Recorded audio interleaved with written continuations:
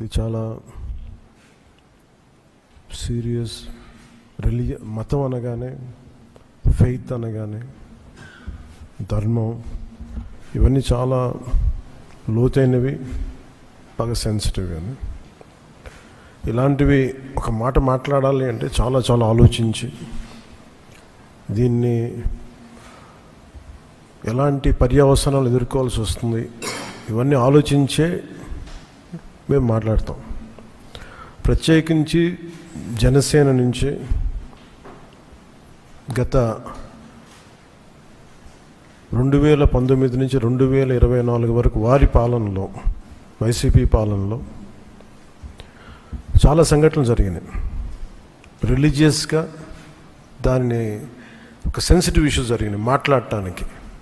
ఉదాహరణకి రామతీర్థంలో రామచంద్రమూర్తి, శ్రీరాముడు, ఈ దేశం కొలిచే శ్రీరామచంద్రుడి విగ్రహాన్ని శిరిచ్ఛేదం చేస్తే ఎవడు ఆకతాయి చేశాడు, ఎవడు పిచ్చోడు చేశాడు.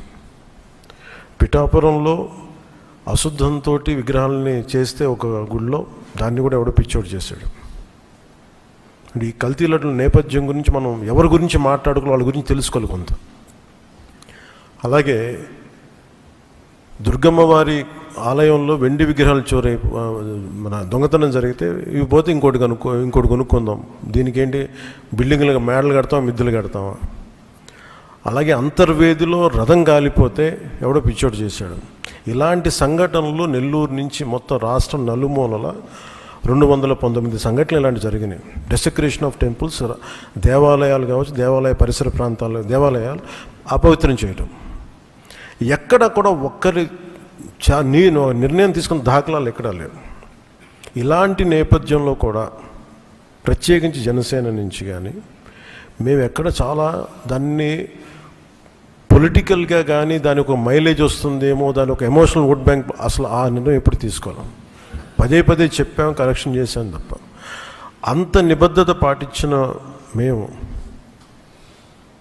స్వామివారి పాదాల చెంత రక్షింపబడ్డ గౌరవ ముఖ్యమంత్రి నారా చంద్రబాబు గారు కానీ చాలా జాగ్రత్తగా, అప్రమత్తతోనే మాట్లాడతాం, చాలా జాగ్రత్తగా మాట్లాడతాం. ఎన్డీఏ సమావేశంలో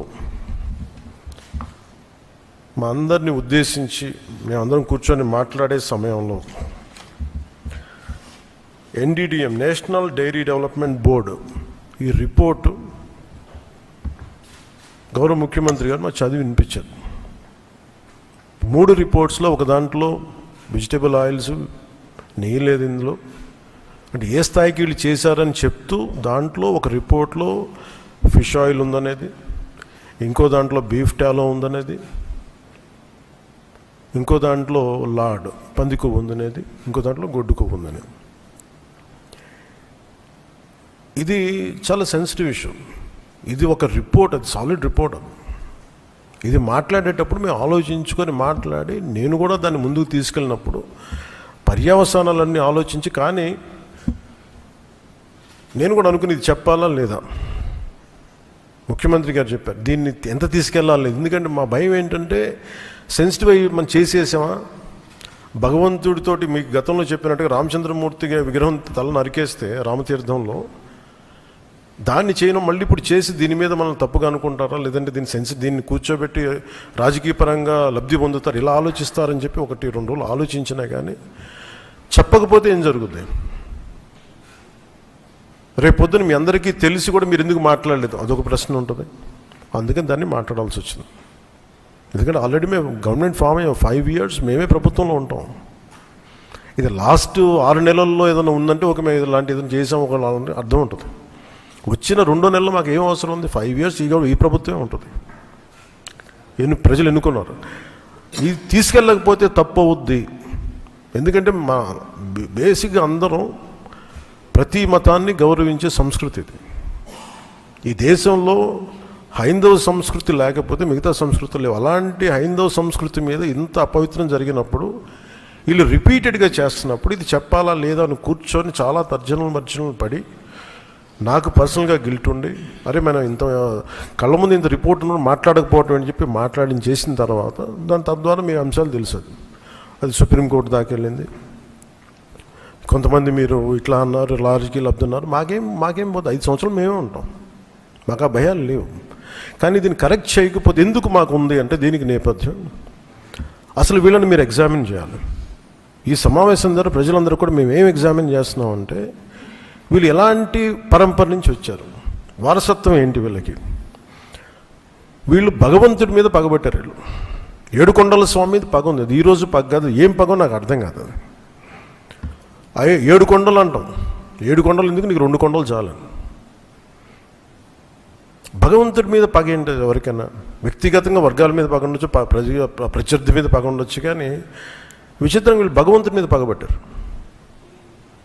మేము ఆ కోణం నుంచి నాకు అనిపించింది దీన్ని కరెక్ట్ చేయాలి, ఇది చెప్పాలి. ఇది నేను ఎందుకంటే నేను మాట్లాడేటప్పుడు మేము చాలా ఒళ్ళు దగ్గర పెట్టుకొని మాట్లాడతాం. ఎందుకంటే వీల్ ఫేస్ ద కాన్సిక్వెన్స్ మాకు తెలుసు.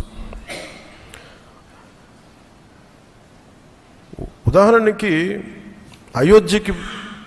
మీకు అయోధ్య రామ మందిరం నిర్మాణానికి ఈ దేశం ఎంత తల్లడిల్లిపోయింది, ఎంత కదిలింది, ఎన్ని గొడవలు జరిగినాయి. ఇలాంటి దీనికి కూడా వీళ్ళు పంపించిన దాదాపు 1,00,000 లడ్డూలు ఇవన్నీ కూర్చోబెట్టి ఇన్ఫర్మేషన్ తీసుకుంటామంటే ఒకటి అసలు ఏం జరిగింది అన్నీ మొన్న వీళ్ళు చెప్పిన రిపోర్ట్లోనే దాంట్లో యానిమల్ కొవ్వు లేదంటున్నారు. సరే, ఫర్ ఎగ్జాంపుల్ నేను ఒక ఆర్గ్యుమెంట్ సేక్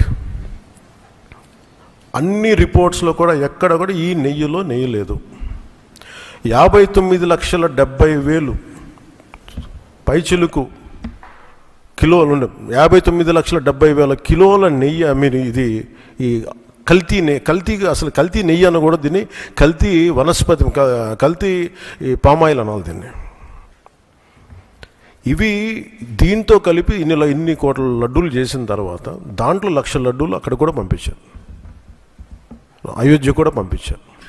వీటి నేపథ్యం మొత్తం రిపోర్ట్స్ అన్నీ వచ్చిన తర్వాత ఈ నెయ్యిలో ఎక్కడా కూడా 59,70,000 ఇక్కడ లడ్లు దీనికి సంబంధించింది వీళ్ళు అనుకున్న సోకాళ్ళు నెయ్యి సప్లై చేసి దాంట్లో ఆన్ రికార్డ్ 58 లక్షల పామ్ ఆయిల్ దానికి సంబంధించిన ప్లాంట్ బేస్డ్ అన్నీ దొరికినాయి. అవి కాకుండా 1,70,000 నుంచి దాదాపు 2 లక్షల వరకు కెమికల్స్ దొరికినాయి. ఇవి ఆన్ రికార్డ్ వాళ్ళు కొన్నట్టు. మీకు టీటీడీకి మేము ఇన్ని లక్షలు 59 లక్షల పైచీలకు నెయ్యి సప్లై చేసామంటే ఆ పర్టికులర్ కంపెనీ 58 లక్షల పైచీలకు వీళ్ళు మనకి పామ్ ఆయిల్ దానికి సంబంధిత అన్నీ కొన్నారు. అలాగే 1,70,000 ఈ కెమికల్స్ కొన్నారు. ఇవన్నీ చాలా ఆన్ రికార్డ్ దొరికారు. ఎక్కడా కూడా సిబిఐ కానీ ఎక్కడ క్లీన్ చిట్ ఇవ్వలేదు.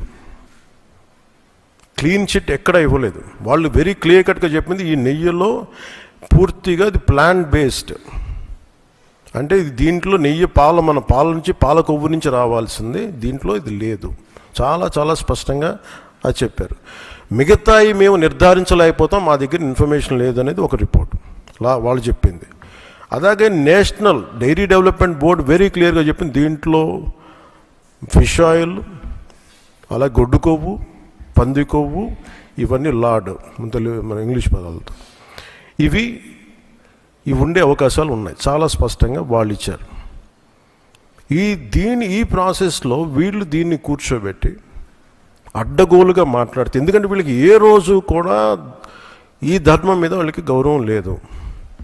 పైగా ఈ దొరికిన వాళ్ళ ఛార్జ్ షీట్లు మీకు చూస్తే మనకి తెలిసిన పేర్లన్నీ చూస్తే ఇందులో ఎక్కడ మతానికి సంబంధం లేదు. ఇది భోలేనాథ్ బాబా కానీ మిగతా ఏ డైరీ మీరు చూసినా కానీ వీళ్ళు ప్రిడామినెంట్లీ దర్ ఆల్ హిందూస్. దీంట్లో అసలు మతానికి కానీ దీంట్లో ఒక ఇస్లాంకి సంబంధించిన వ్యక్తులు కానీ లేదంటే మన క్రిస్టియన్ సంబంధించిన వ్యక్తులు అసలు ఎక్కడ సంబంధం లేదు. ప్యూర్లీ మాట్లాడుతున్నాం అంటే హిందువుల గురించే మాట్లాడుతున్నాం ఇక్కడ. So there is no question of other religions here. ఈ ప్రభుత్వం గత ప్రభుత్వం విషయంలో కూడా మేము ఏం మాట్లాడుతున్నాం అంటే they never have respect for the traditions and ధర్మ ఆఫ్ దిస్ ల్యాండ్. అది చాలా ఆబ్వియస్గా చాలా మనకు తెలుస్తూ ఉంది. దాంట్లో భాగంగానే వీళ్ళు అదే చేశారు.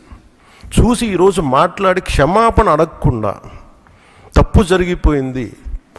ఇందాక మా కేశవ్ గారు చెప్పినట్టుగా ఒక తెలియక చేస్తే పొరపాటు, తెలిసి చేస్తే తప్పు, కనీసం తప్పులు జరిగినాయి అది కూడా చెప్పకపోగా మమ్మల్ని క్షమించమని అడుగుతున్నారు. నేను ఒకటే చెప్తున్నాను, భగవంతుని మీద పగబట్టుకున్నవాడు సర్వనాశనం అయిపోతాడు తప్ప ఎవడు బతికిన దాఖలాలు లేవు. గుర్తుపెట్టుకున్నారు. ఎందుకంటే ఇది ఫెయిత్కి సంబంధించింది. చాలా స్పష్టంగా, చాలా క్లియర్గా సిబిఐ దాంట్లో మీరు కల్తీల నెయ్యి, మీరు అసలు నెయ్యి లేని దాంతో మీరు లడ్డూలు చేసి దాంట్లో మీరు ఇందాక చెప్పిన గ్లిజరైడ్స్ ఇవన్నీ ఉన్నాయి కదండి. దానికి మీకు ఒక రికార్డ్ చెప్తాను. 2019 నుంచి 2025 వరకు మీకు కనీసం ఒక నువ్వుల నూనె 180 రూపాయల నుంచి 268 రూపాయలు ఉండేది కనీసం 26కి ఈ రోజుకి. సో వీళ్ళు సప్లై చేసే కాడికి మామూలు బజార్లో దొరికే ఒక నెయ్యి కనీసం 420 రూపాయలు ఒక కిలో. 2019 460 రూపాయలు, 2020 21కి 500 రూపాయలు. అలాంటి నెయ్యి వీళ్ళు ఒక్కళ్ళకే మనకి 319 రూపాయలు ఒకటి, 329 రూపాయలు ఒకటి, ఇవన్నీ కూర్చోబెట్టి ఈ నెయ్యిని సప్లై చేస్తారు. దీన్ని బట్టి మనకు అర్థం, దీన్ని బట్టి బేసిక్ ఒక హౌస్ వైఫ్ చెప్పగలరు, ఒక గృహిణి చెప్పగలదు ఇది ఎంత కల్తీ జరిగిందనేది. ఇలాంటి నెయ్యిని కూర్చోబెట్టి ఇది భగవంతుడికి ఇచ్చి ఈరోజు బుకాయించి తప్పులు చేసి మళ్ళీ ఈరోజు ఏం లేదని మాట్లాడుతూ ఉన్నారు వీళ్ళు. మీరు వివేకానంద రెడ్డి గారు పబ్లిక్గా మర్డర్ జరుగుతుంది, రోడ్డు మీదకి వెళ్ళి చిన్నపిల్లవాడికి తెలుస్తుంది అత్యంత హేయమైనగా చంపేశారని. అది మర్డర్ కాదు, గుండెపోటు అని చెప్తారు. వెండి విగ్రహాలు పోతే, అమ్మవారి విగ్రహాలు పోతే పోయిందంటారు. విగ్రహం కాల్చి ఎవరన్నా అపవిత్రం జరిగితే ఎవడు పిచ్చోడు చేసాడు అంటారు. ఈరోజు కల్తీ జరిగిందని మాటలు అసలు కల్తీ లేదు, ఇది పూర్తిగా మాకు క్లీన్ చిట్ ఇచ్చిందంటారు. దీన్ని బట్టి మనం అందరం అర్థం చేసుకోవాల్సింది ఇది వీళ్ళకి దీని మీద గౌరవం లేదు. వీళ్ళకి 7 కొండల వాడికి 2 కొండలు చాలు అన్న ఆలోచన విధానం నుంచి పుట్టిన వాళ్ళు ఈరోజు ఏ స్థాయికైనా దిగజారగలరో ఇది చాలా ప్రస్ఫుటంగా మనందరికీ తెలియజేస్తూ ఉంది. ఇది we're very very clear about protecting the traditional Hindu values, dharmik values. We're very clear about it. మేము చాలా చాలా స్పష్టంగా ఉన్నాం. మేము ఇక్కడ కల్తీ జరిగింది అంటే వేరే మతాలు అనటం కానీ వేరే విశ్వాసాలను కించపరచడం కానీ ఎక్కడ లేదు. ఒక తప్పు జరిగింది, అడల్ట్రేషన్ జరిగింది. We're very clear about it. దీని వెనకడిగే వేసే లేవు. చాలా పొరపాట్లు జరిగినాయి. ఇది రిపీటెడ్ పొరపాట్లు కాస్త వీళ్ళని చూస్తే 2022లోనే వీళ్ళు తెలియజేశారు. వీళ్ళకి ఇక్కడ కల్తీ జరిగింది 2022 రిపోర్ట్ ఇస్తే నేను క్యాబినెట్లో మాట్లాడుతూ ఉంటే దాన్ని తొక్కేశారు. దాని గురించి బయటకు తీసుకురాలా అంటే మీకు తెలిసే చేశారు. వీళ్ళని 2022లో మీకు కల్తీ జరిగిందని రిపోర్ట్ అప్పుడు వాళ్ళకి ల్యాబ్ టెస్ట్ వాళ్ళకి పంపిస్తే అప్పుడున్న టీటీడీ చైర్మన్ కానీ వీళ్ళు కానీ వాళ్ళు 100% తొక్కి పెట్టేశారు. దాన్ని బయటకు తీసుకురాలా. దాన్ని బేస్ చేసుకొని మళ్ళీ ఆల్రెడీ 22లో జరిగింది కదా, దాని గురించి సమాధానాలు లేవు. ఇవన్నీ తెలిసి కూడా మీరు అయోధ్యకి కల్తీ లడ్లు పంపించారు. మీరు ఇది విశ్వాసాల మీద మీరు కొడుతున్న దెబ్బ. ఇది మీ ఆలోచన ఏంటి అది అనేది మీరు తెలుసుకోవాలి. అందుకే మీరు భగవంతుని మీద పగ పెట్టుకున్నవాడు ఎవడైనా సరే, 7 కొండల వాడి మీద పగ పెట్టుకున్నాడు ఎవరైనా సరే మట్టి కరిచిపోతారు తప్ప. మీరు ఇలా బుకాయించుకొని చేసిన తప్పులు క్షమాపణ వేడుకోండి తప్ప మీరు కూర్చోబెట్టి మేము క్షమాపణ, మీరు భగవంతుడికి మీరు క్షమాపణ చెప్పాలి. 7 కొండల వాడికి మీరు క్షమాపణ చెప్పాలి. ఇది ఈరోజు మీరు మాట్లాడుతుంది ఈ రోజుతో ఆగదు. ఇది ఐ విల్ మేక్ షూర్, మా కూటమి will make sure that you will be liable everyone, ప్రతి ఒక్కరు కూడా. ఎంత టైం పడుద్ది, ఏం టైం పడుద్ది అనేది సిబిఐ ఫర్దర్ రిపోర్ట్ రావాలి. అది కేసులోకి మన కోర్టులకు వెళ్ళాలి. అన్నీ అయిన తర్వాత ప్రతి ఇది అయితే మేము 100% దీన్ని వదలం. ఖచ్చితంగా ఈ దోషులను ఎవరైతే ఉన్నారో మేము క్షమాపణ చెప్పడం కాదు, మీరు భగవంతుడికి మోకరిల్లే వరకు యుద్ధం సాగొద్దు.